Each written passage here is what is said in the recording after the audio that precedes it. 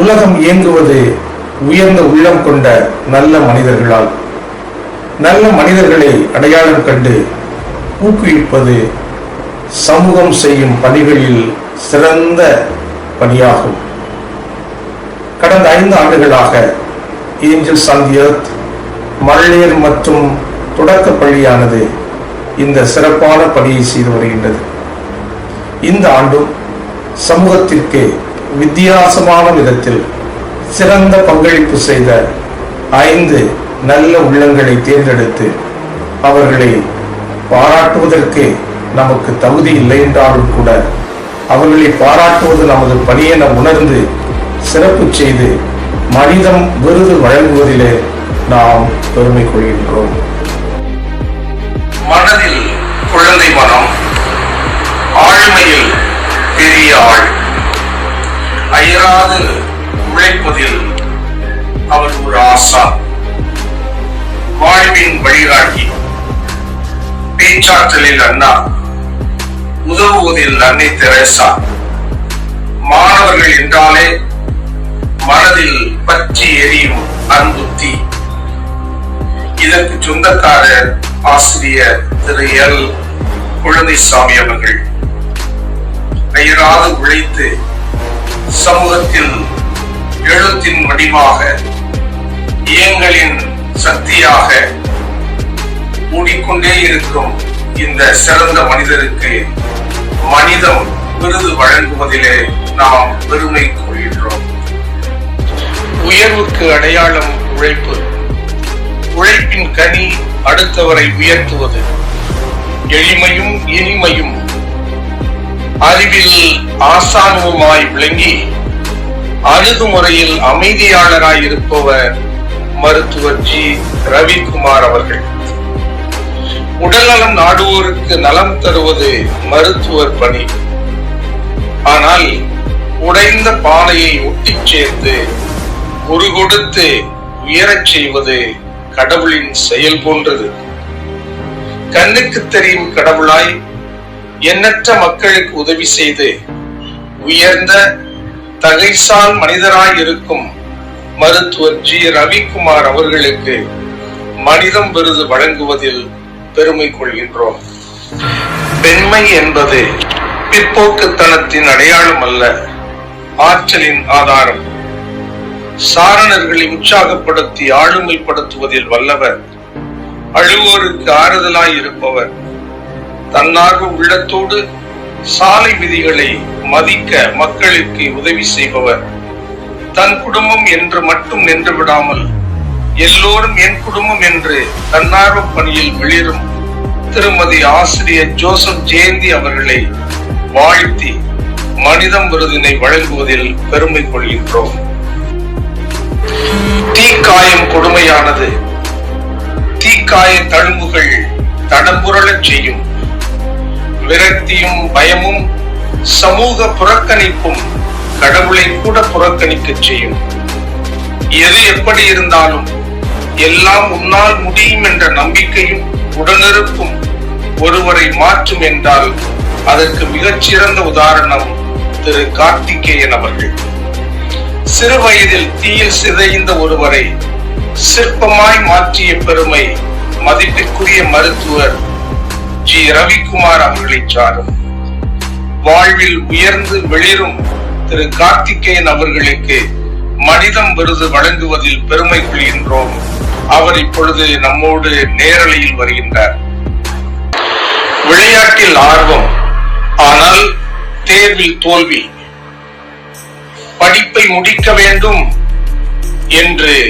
என்று உணர்ந்தாரோ அன்று கண் விழித்தார், கால்களை நடக்கச் செய்தார். அதிகாலை வேளையிலே நடந்து இறுதியில் பட்டம் பெற்றார். படிப்பு எட்டுச் சுரக்காய் என்று நின்று விடாமல் அதனை பணம் ஈட்டும் கருவியாக மாற்றுவதிலே அவர் மாற்று சிந்தனை கொண்டு மாற்று சிந்தனைக்கே ஒரு உதாரணமாக மாறிவிட்டார். இன்று இளம் தொழில் முனைபவராக சத்தம் இல்லாமல் சாதிக்கும் திரு ஜி.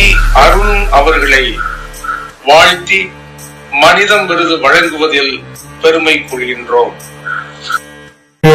நாளின் மிக சிறந்த ஒரு நிகழ்வு என்றால் நம்முடைய பிள்ளைகள் செய்த ஒவ்வொரு காரியமும் அந்த பிள்ளைகளை அறிவில் மட்டுமல்ல உள்ளத்தில் நல்ல விதையை விதைக்க வேண்டும் என்ற சிறப்பான நோக்கம். எல்லோரும் உதவி செய்திருக்கின்றோம். ஆனால் இன்று இங்கு வந்திருக்கின்றவர்கள் எல்லோருமே மதிப்பிற்குரியவர்கள். அவர்களை நாம் மீண்டும் ஒரு முறை கரவொலி எழுப்பி பாராட்டுவோம். ஆனால் என்னுடைய வாழ்வில் எத்தனையோ நிகழ்வுகள் என்னை அசைத்து ஆட்டி போட்டிருக்கின்றன. நான் அதிர்ந்து போயிருக்கின்றேன். ஆனால் ஒரு நிகழ்வு அந்த நிகழ்வுகளுக்கெல்லாம் மணிமுகுடமாக இருக்கின்றது என்றால் இப்பொழுது தம்பி கார்த்திக் அவர்கள் பேசிய அந்த பேச்சு தான். நான் ஒரு முறை டாக்டர் ரவிக்குமார் அவர்களுடைய மருத்துவமனைக்கு அவரை பார்க்க சென்றிருந்தேன். அப்பொழுது அவரை பார்க்க ஒரு பையன் உட்கார்ந்திருந்தார். உண்மையில் நான் சொல்லுகின்றேன், அவரை பார்த்தவுடன் எனக்கு சற்று பின்தள்ளிய உணர்வு தான் வந்தது. இருந்தாலும் கூட நான் என்ன செய்கின்றேன் என்றால் அந்த தம்பியை பார்த்து, தம்பி குட் ஈவினிங் அப்படின்னு சொன்னேன். அந்த தம்பி என்னை பார்த்துட்டு ஒன்றும் பெரியதாக ஒன்றும் சொல்லவில்லை, ஒரு திரும்பி குட் ஈவினிங் அப்படின்னாரு. ஆனால் அவர் எனக்கு பதில் சொல்லியது மிகுந்த மகிழ்ச்சியை தந்தது. சிறிது நேரத்தில் அந்த தம்பி டாக்டரை பார்க்க போயிட்டாரு. நானும் இன்னொரு அருட்சகோதரியும் உட்கார்ந்திருந்தோம். அப்பொழுது டாக்டர் எங்கள் 2 பேரையும் அழைத்தார். அப்பொழுது நான் நினைத்தேன் அந்த தம்பி டாக்டரிடம் ஏதோ உடல் நலக்குறைவினால் சிகிச்சை பெற வந்திருக்கின்றார் நினைத்தேன். ஆனால் மருத்துவர் சொல்லியது எனக்கு உண்மையிலே நெஞ்சை நெருடச் செய்தது. மருத்துவர் அவர்கள் திருவாரூரிலிருந்து தஞ்சாவூருக்கு மாற்றலாகி வந்த பொழுது எல்லா மருத்துவர்களும் டாக்டர் ரவிக்குமார் அவர்களை அழைத்து, சார் இந்த பையனை நீங்க தான் பார்த்துக்கணும் என்று தீ காயங்களால் எல்லா பாகங்களையும் இழந்த ஒரு பையனை கொடுக்குறாங்க. அப்பொழுது அந்த பையனை பார்த்து டாக்டர் அவர்கள் என்ன செய்யறது தெரியலேன்னு சொல்லி பார்த்து விட்டு வீட்டிற்கு வந்த பொழுது அவர் சொன்னார், வேளாங்கண்ணி மாதா என்று சொன்னாங்க, உன்னால் முடியும். அவர் ஒரு இந்து, ஆனால் மாதா மீது அளப்பெரிய பற்றுதல் கொண்டவர். மாதா சொன்னார் உன்னால் முடியும் என்று நான் வந்தேன். இன்று இந்த சகோதரரை இப்படி மாற்றி இருக்கின்றேன் என்று சொல்லியதோடு நிற்கவில்லை. அந்த சிறுவனை ஒரு பள்ளிக்கூடத்திற்கு அழைத்து சென்றார். டாக்டர் சென்றதால் அந்த மாணவரை ஏற்றுக்கொண்டார்கள். ஆனால் உடனேயே அழைப்பு வந்தது, சார் இந்த பையனை எங்கள்கிட்ட வச்சுக்க முடியாது என்று சொல்லி. அப்பொழுது டாக்டர் உடனே அழைத்து சென்று வேறொரு பள்ளிக்கூடத்தில் சேர்த்தார். அங்கும் இந்த மாணவரை நாங்கள் வைத்துக்கொள்ள முடியாது என்று சொன்னார்கள். அப்பொழுது அவர் அந்தோனியார் பள்ளிக்கூடத்திற்கு சென்று என்ன சொன்னார் என்றால், ஃபாதர், நான் இந்த பள்ளிக்கூடத்தினுடைய முன்னாள் மாணவர், எனக்கு நீங்கள் கட்டாயம் இடம் கொடுத்துத்தான் ஆக வேண்டும் என்று உரிமையோடு கேட்டார்.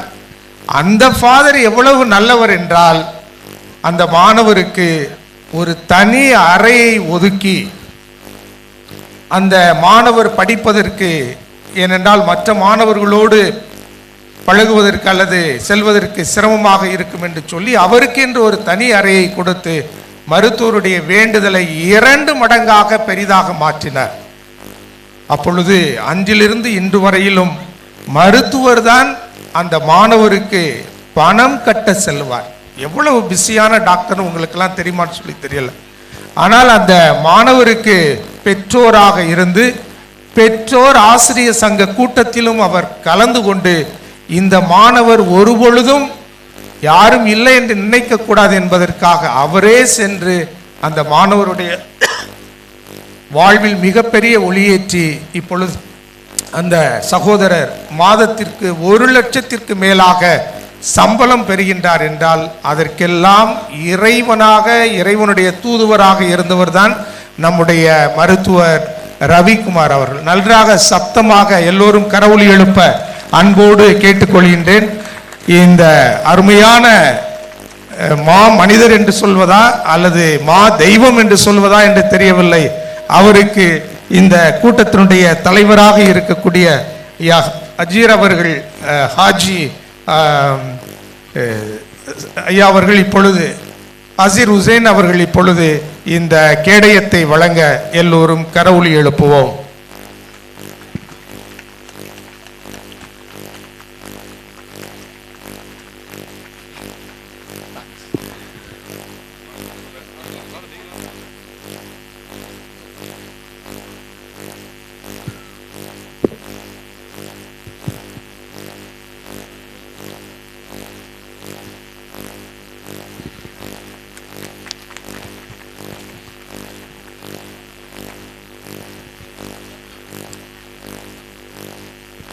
அடுத்து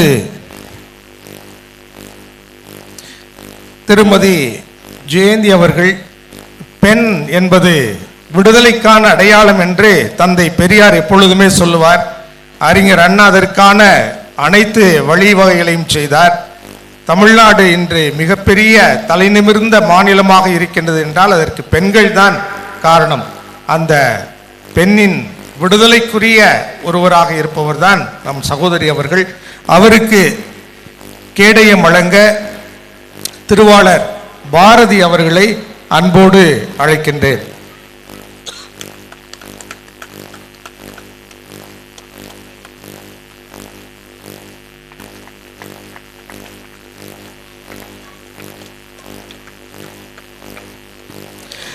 அதற்கடுத்த நம்முடைய எழுத்தாளராக எல்லோருடைய இதயங்களிலும் பதிவுகளை ஆழமாக பதியச் செய்கின்ற, ஓடோடி உழைக்கின்ற ஆசிரியர் குழந்தைசாமி அவர்களுக்கு அருட்தந்தை அல்போன்ஸ் அவர்கள் இப்பொழுது கேடயம் வழங்கி சிறப்பு செய்வார்.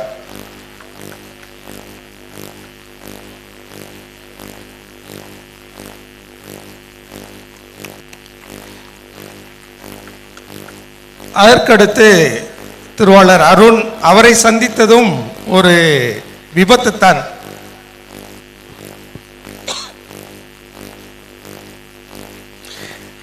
அவரை நாங்கள் பார்க்க சென்றது கேடயங்கள் வாங்குவதற்காக மாணவர்களுக்கு. ஆனால் அவருடைய வாழ்க்கை வரலாறு என்பது ஒரு வித்தியாசமானது. அவர் எவ்வாறு பரீட்சை எழுத காலையில் 4 மணிக்கெல்லாம் எழுந்து நடந்து சென்றார். அதற்கு பிறகு இப்பொழுது அவர் செய்கின்ற தொழில் எந்த அளவிற்கு வித்தியாசமான பார்வையிலே அவர் செய்கின்றார் என்பதெல்லாம் வியக்கச் செய்தது. எனவே அவருக்கு இப்பொழுது கேடயம் வழங்க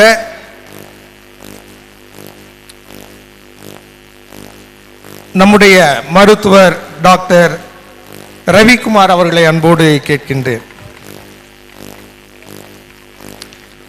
இப்பொழுது ஆசிரியர் பெருமக்கள் எல்லோரும் மேடைக்கு வருமாறு அன்போடு கேட்கின்றேன்.